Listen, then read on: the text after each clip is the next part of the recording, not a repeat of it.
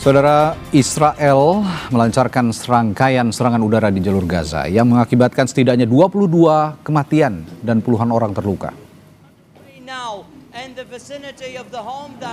Warga Gaza menyebutnya sebagai serangan mendadak. Menurut Mahmoud Basal, juru bicara pertahanan sipil Gaza, korban tewas termasuk seorang komandan dari Brigade Al-Qassam, sayap bersenjata Hamas. Sebuah sumber Hamas mendesak mediator untuk turun tangan mencegah runtuhnya perjanjian gencatan senjata. Sumber tersebut juga memperingatkan bahwa pembunuhan massal terus-menerus dilakukan Israel dan bisa berpotensi mendorong situasi ke arah potensi kekacauan.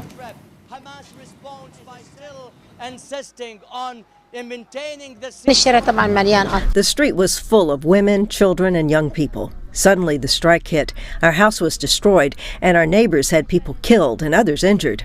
I got my family out of the house and was shocked to see that my relative's house next to us was completely wiped out, and the neighbors were wounded. Namun sebaliknya, saudara, Israel malah menuduh Hamas melanggar gencatan senjata terlebih dahulu. Netanyahu menekankan bahwa tentara Israel beroperasi secara independen dan negaranya telah mendapat lampu hijau dari Amerika Serikat untuk melanjutkan serangannya di Gaza. Hamas sendiri menepis tuduhan Israel dengan menyatakan bahwa apa yang terjadi hanyalah upaya Netanyahu untuk melanggar perjanjian. Gencatan senjata berlaku efektif sejak Oktober lalu, di mana gencatan senjata ini merupakan bagian dari perjanjian antara Hamas dan Israel di bawah rencana 20 poin Presiden AS Donald Trump. Rencana tersebut mencakup penghentian pertempuran segera.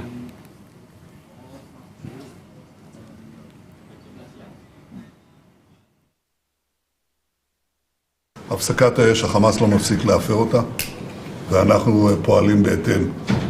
היו כמה וכמה ניסיונות שלו לחדור לשטח שלנו מעבר לקו הצהוב, לנסות לפגוע בחיילינו. אנחנו סיכלנו את זה בעוצמה רבה, וגם הגבנו וגבינו מחיר כבד מאוד. זה הרבה מחבלים שחיסלנו. Saudara, situasi di Gaza kembali memanas. Israel dan Hamas saling tuding telah melanggar kesepakatan gencatan senjata.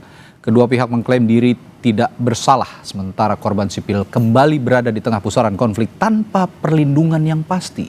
Pertanyaannya, apa sebenarnya yang terjadi di lapangan? Bagaimana dampaknya terhadap upaya kemanusiaan yang sudah sangat terbatas di Gaza?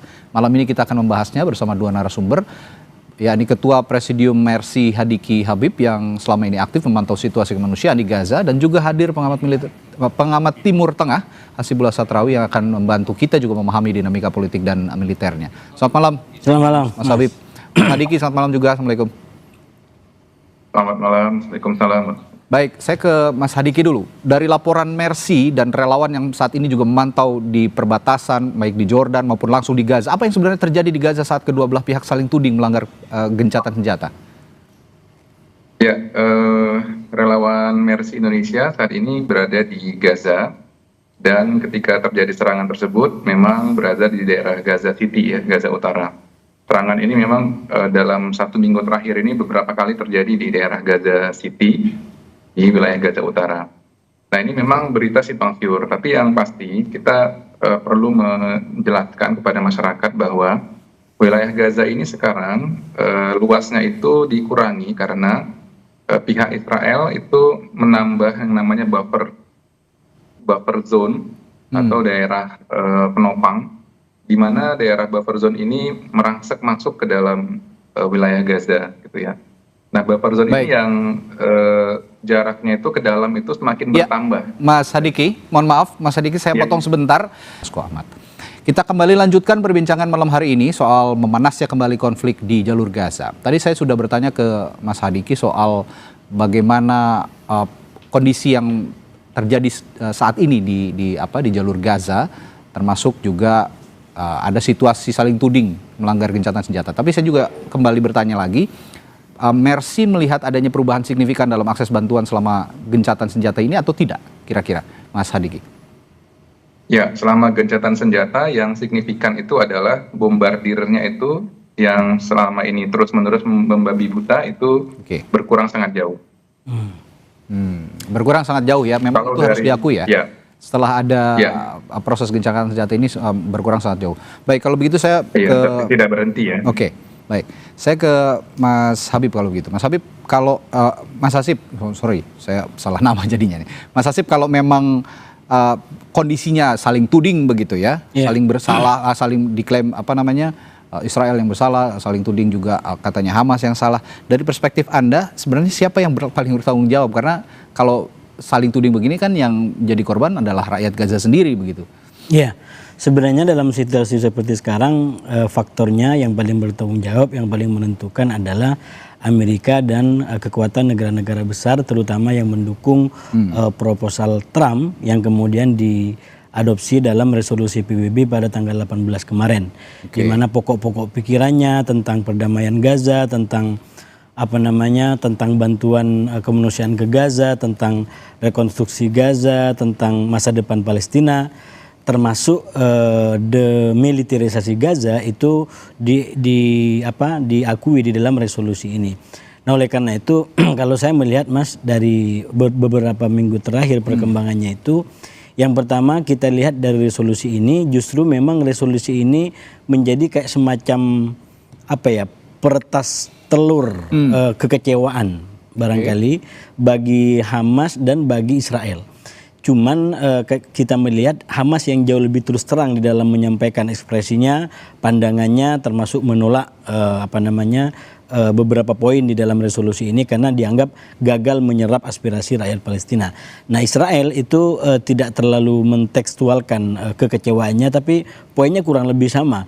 Israel dan Hamas sama-sama kurang happy berkaitan dengan poin-poin yang ada dalam resolusi ini. Kenapa?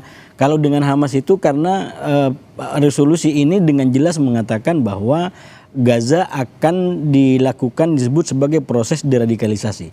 Bagian dari tugas pasukan perdamaian yang akan nanti bertugas di Gaza, yaitu adalah memastikan Gaza tidak lagi menjadi basis militerisasi ke depan yang mengancam Israel. Nah, bagi Israel kekecewaannya adalah karena resolusi ini juga masih memberikan harapan bagi kemerdekaan Palestina. Walaupun sebenarnya secara tekstual tidak begitu eksplisit bahwa ini akan langsung menuju kepada pembentukan Palestina merdeka. Cuman dinyatakan kalau situasinya kondusif maka ke depan termasuk kemerdekaan Palestina mungkin bisa dibicarakan. Tapi begini, Mas Hasib, kalau bicara soal harapan, resolusi yang terjadi dari tahun ke tahun, dekade ke dekade sebenarnya kan pasang surut ya, muncul lalu tenggelam kembali. Tapi menurut Anda dalam historical konflik Palestina dan juga Israel, apakah saat ini yang paling memberikan harapan dibandingkan sebelumnya? Ya, sebenarnya kalau kita mau baca fair, masing-masing punya harapan ya. Dulu juga ada kuartet perdamaian di mana keterlibatan para pihak bukan hanya Amerika tapi juga PBB, kemudian ada ada Rusia juga terlibat di situ, Uni Eropa juga terlibat di situ. Nah, kalau dibandingkan dengan sekarang, menurut saya satu yang akan menjadi faktor lebih barangkali adalah ambisi pribadi Trump. Yang sangat ingin mendapatkan Nobel perdamaian dari apa yang telah dia buat, dan itu kemudian nyambung dengan premis ataupun kebijakan-kebijakan pengantar yang telah dibuat, misalkan tentang Abraham Accord, perjanjian Abraham yang itu sekali lagi akan bisa mengubah wajah Timur Tengah. Nah, kalau dibaca dalam konteks semua itu, maka situasi sekarang cukup memberikan harapan untuk katakanlah Timur Tengah lebih besar, lebih makro, yaitu yang lebih damai tadi. Tapi memang syaratnya adalah menyelesaikan persoalan konflik sekarang secara lebih mikro, terutama di antara Israel dengan Hamas, yang saya bilang tadi masing-masing nggak happy sebenarnya gitu. Karena Hamas itu kalaupun dia mau menyerahkan senjata, itu bukan diserahkan kepada pasukan perdamaian. Dia ingin menyerahkan senjatanya kepada otoritas Palestina yang nanti telah terbentuk. Artinya apa? Tetap Hamas berpegangan pada logika bahwa senjata itu sebagai lawan daripada penjajahan. Kalau senjata ini mau diserahkan, maka penjajahan harus habis terlebih dahulu, dan itu artinya adalah kemerdekaan Palestina. Nah, sementara bagi Israel yang kebetulan sekarang dikuasai oleh orang-orang kanan, itu mimpinya Palestina tidak akan pernah ada. Jadi setiap berkas apapun yang bisa memuat tentang Palestina merdeka itu mereka akan upayakan sekeras tenaga untuk ditolak. Dan itulah yang kita lihat kenapa dikatakan tadi dalam beberapa hari terakhir memuncak ini eskalasi kembali, karena sekali lagi resolusi PBB 2803 itu kurang membahagiakan kedua belah pihak, dan pada kadar tertentu kedua belah pihak melakukan upaya untuk menunjukkan eskalasi. Oke, bicara soal upaya ambisius Donald Trump tadi Anda sebut sebagai upaya ambisius ya, ingin meraih Nobel tadi. Ada beberapa analis juga yang mengatakan bahwa sebenarnya sifat asli Donald Trump ini kan presiden sekaligus pedagang. Dengan politik yang dimainkan di jalur Gaza saat ini, termasuk politik militernya. Apakah itu juga, nanti saya akan tanyakan kepada Anda, apakah itu juga berpengaruh untuk memberikan perdamaian yang lebih baik dibandingkan kondisi-kondisi sebelumnya? Nanti akan saya tanyakan itu, termasuk juga nanti ke Mas Hadiki setelah jeda. Bagaimana juga dampaknya terhadap distribusi obat jika memang situasinya sekarang, makanan, obat, layanan medis di lapangan. Karena sebelumnya juga ketika konflik memanas, akses untuk memberikan bantuan ke sana akan terhambat. Saya akan tanyakan hal itu sesaat lagi di Sapa Indonesia Malam. Tetaplah bersama kami.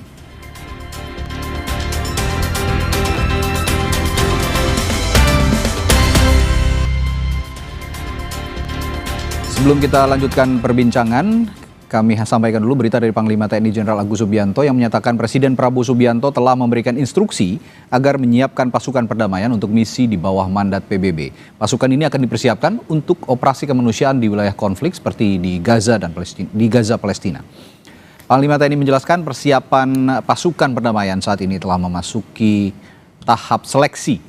Nantinya pasukan akan dipimpin Jenderal Bintang 3. Pasukan perdamaian yang dipersiapkan berjumlah 3 brigade yang terdiri batalion kesehatan, batalion konstruksi, bantuan mekanis, serta unsur udara termasuk helikopter dan pesawat C-130.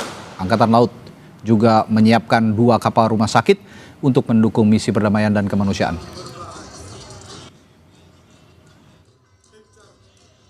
Pasukan perdamaian sudah tahap seleksi, kemudian rencana nanti dipimpin oleh Jenderal Bintang 3, kemudian di bawahnya ada 3 brigade komposit. Nanti di bawah brigade komposit itu terdiri dari 1 batalion kesehatan, 1 batalion seni konstruksi, kemudian batalion bantuan, dan ada lagi bantuan mekanis. Kemudian juga ada unsur udara. Kita menyiapkan helikopter, kemudian pesawat C-130 Hercules, dan kita siapkan 2 kapal rumah sakit dari Angkatan Laut. Ya, tadi saya sebelum jeda juga bertanya ke Mas Hadiki soal kondisi yang sekarang terjadi di jalur Gaza. Memanasnya kembali hubungan Israel dan Hamas tentu akan sangat punya pengaruh sepertinya terhadap distribusi bantuan termasuk obat-obatan, makanan. Kondisinya bagaimana sekarang untuk distribusi? Ya, jadi setelah gencatan senjata ada dibuka jalur kemanusiaan untuk logistik. Jumlahnya sangat kecil dan jauh dari kebutuhan. Yang terbuka cukup banyak itu adalah jalur komersil. Jadi truk-truk yang masuk dengan tujuan berdagang. Dan ini juga ada pemain-pemainnya gitu ya. Ini yang sekarang masuk ke dalam Gaza. Apapun itu, ini menjadi wase ya di tengah kesulitan masyarakat di sana, karena bahan-bahan pokok itu tersedia dan harga-harga yang sebelumnya invasi sangat tinggi itu sudah mulai normal kembali itu di pasaran. Jadi bisa dijangkau oleh masyarakat. Baik. Mas Hasib, tadi saya sempat bertanya juga sebelum bertanya ke Mas Hadiki. Kondisi Donald Trump yang ingin punya ambisi lebih begitu ya, memberikan Nobel untuk perdamaian lah di jalur Gaza. Nah, ini analis menganggap bahwa ini hanya upaya-upaya akal-akalannya Trump aja, karena Presiden Amerika Serikat ini juga pedagang. Untuk konteks militer, apakah itu masuk akal jika dikaitkan dengan sifat Donald Trump yang sering kali berdagang dalam situasi-situasi tertentu? Iya. Saya rasa terlalu naif kalau kita mengatakan para pihak atau banyak negara ini tidak akan mendapatkan keuntungan dari apa yang diputuskan. Apalagi keputusan besar seperti ini pasti dapat keuntungan-keuntungan tertentu, baik langsung atau tidak. termasuk Donald Trump gitu. Baik. Nah oleh karena itu kalau saya melihatnya dua Mas dari perkembangan ini. Yang pertama kemungkinan pengiriman pasukan seperti disampaikan tadi itu akan tetap terjadi, mengingat karakternya ini dari awal kan sebenarnya sama di antara Hamas, Israel dan Trump. Sama-sama orang yang susah untuk didekte oleh pihak lain, dan sekarang Trump sudah mengatakan ini jalan, resolusi apalagi sudah jadi hampir pasti ini akan terus berprogres ke sana. Dan dalam konteks itu mungkin satu yang catatannya, karena petanya begitu liar, maka yang harus diantisipasi oleh pasukan kita adalah justru jangan sampai berhadapan dengan milisi-milisi Palestina. Karena Israel menginginkan pasukan perdamaian itu digunakan untuk menghancurkan Hamas, menghancurkan milisi-milisi Palestina, termasuk kalau nanti di sana adalah pasukan kita. Ini meski singkat harus dijawab singkat, tapi harus saya tanyakan tadi terkait proses pengiriman pasukan perdamaian dari Indonesia. Apakah akan juga terganggu dengan adanya situasi seperti ini yang memanas kembali jalur Gaza, kira-kira menurut Bung Hasib? Saya melihat dengan perkembangan yang ada tidak ada yang gangguan untuk bisa menunda itu, apalagi resolusinya sudah terjadi dan komitmen para pihak juga makin kuat. Walaupun sekali lagi Hamas dengan Israel mungkin melakukan manuver agar ini tidak lancar gitu. Karena seperti saya bilang tadi, Israel ingin membajak pasukan ini untuk menghancurkan Hamas, sementara Hamas juga tidak ingin menyerahkan senjatanya kepada pasukan lain. Dia ingin menyerahkan senjatanya kepada otoritas Palestina. Baik, terima kasih analis Timur Tengah Bung Hasibullah dan juga Mas Hadiki dari Mercy sudah memberikan informasinya juga terkini dari lapangan.